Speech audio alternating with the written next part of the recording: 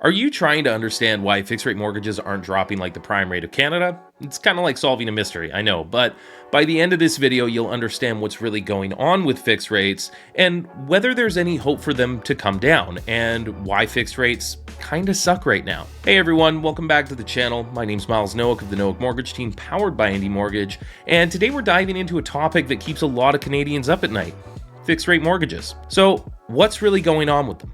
Why aren't they dropping like the prime rate?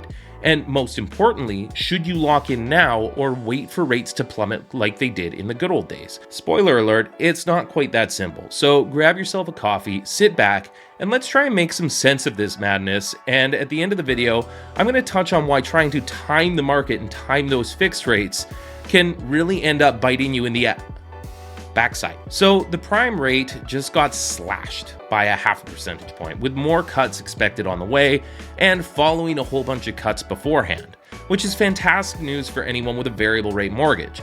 You guys are finally getting a break. Congratulations. But what about these fixed rate mortgages? If you're like most Canadians, you're probably scratching your head wondering, why, if prime is dropping, are the fixed rates not? What's going on here? It's kind of like waiting for your partner to pick a restaurant, and even after you've given them 10 options, they just sit there silently staring at you. Yes, I know. Very, very frustrating. Here's the thing. Fixed rate mortgages don't exactly dance to the same tune as the Bank of Canada. Their mood really depends on what the government bond yields are doing, and that's what's going to dictate what happens with fixed rate mortgages. Let's break this down a bit.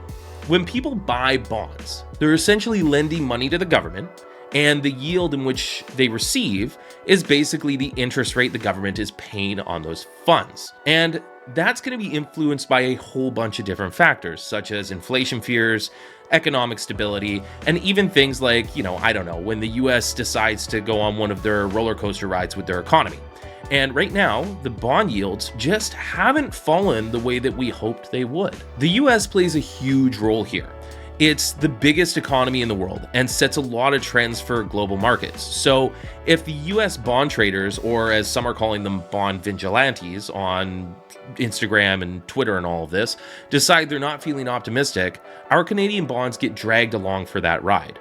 We're kind of like a younger sibling getting pulled every which way to our older siblings' soccer games.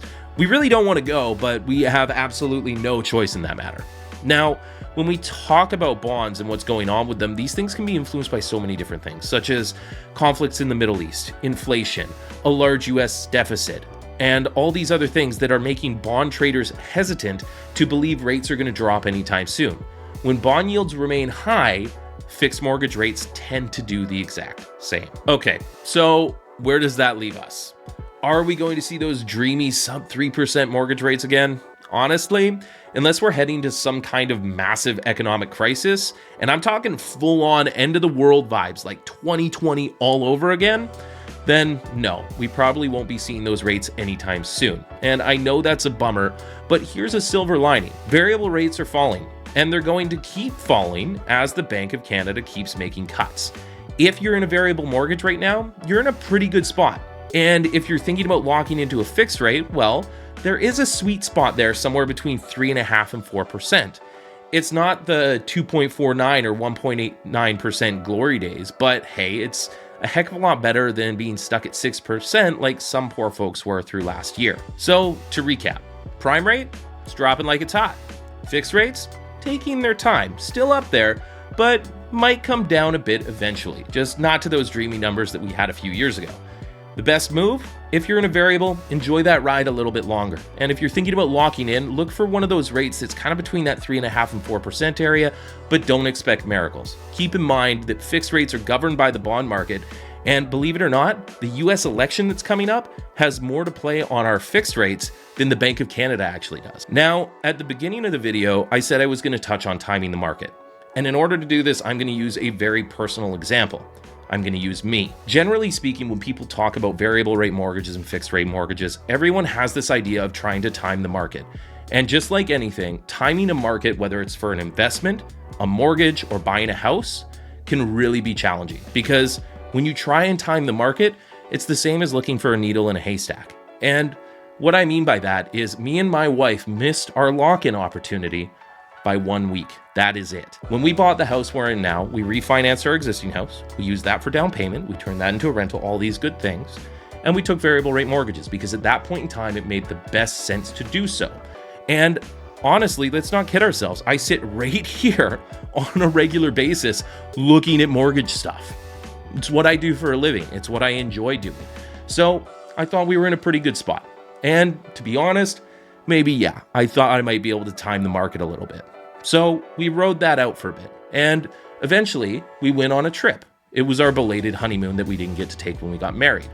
So we packed everything up, headed off to Vancouver, hopped on a plane, and off we went. But before hopping on that plane, while sitting in the airport, once again, bad timing on my part, I phoned the bank and said, what would I lock into if I locked in right now? They came back and said that my lock-in rates would be roughly 1% higher than what I was paying at that point in time, which was about 1.89%. So I thought to myself, well, let's do that when I get back. That's a pretty good rate. I'm happy with that.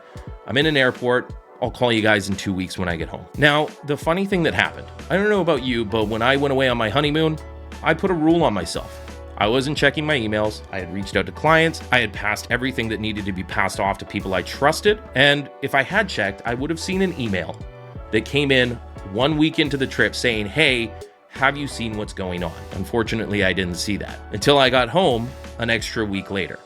When I got home for being away for 2 weeks, I noticed that my lock-in rate went from around 2.89% all the way up to 5%.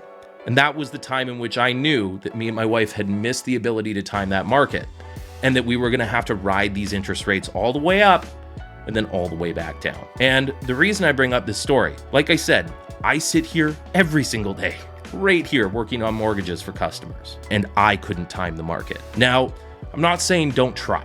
If you think you're going to time the market and you want to try and do that, by all means, be my guest. But you are taking a very large risk. When looking at a mortgage, I want you to look at this as a long-term thing. If you're going to take a variable now, take it with the understanding that you're going to ride interest rates down and hopefully find a good spot to lock in. And if you're not comfortable with the variables because of the obvious risk that if they go up, your rate goes up, take that fixed rate mortgage. But with that understanding that when you take that fixed rate mortgage, if rates go down and you're at a higher rate, you would have to refinance or do a switch and pay penalties to access those lower rates. Mortgages are not short-term things. And the reason for that is there are short-term mortgages. They're just really expensive. They're meant to be long-term and should be looked at that way. And I guess the key takeaway from all this little bonus content that made this video far too long is timing the market is risky and should generally be avoided. Take your time with stuff, pick the best option that you know you're going to be comfortable with and happy with for the next, let's say 3, 4, or 5 years, and carry on from there. Thanks so much for sticking with me through all this mortgage talk. If you found it helpful, give this video a thumbs up and don't forget to subscribe and hit that notification bell. And let me know your thoughts on this in the comments below. Do you think variables are going to go down? Do you think fixed rates are going to go down faster? I'd love to hear your thoughts on this. Thank you so much. I hope you have a great rest of your day. We'll catch you on the next one.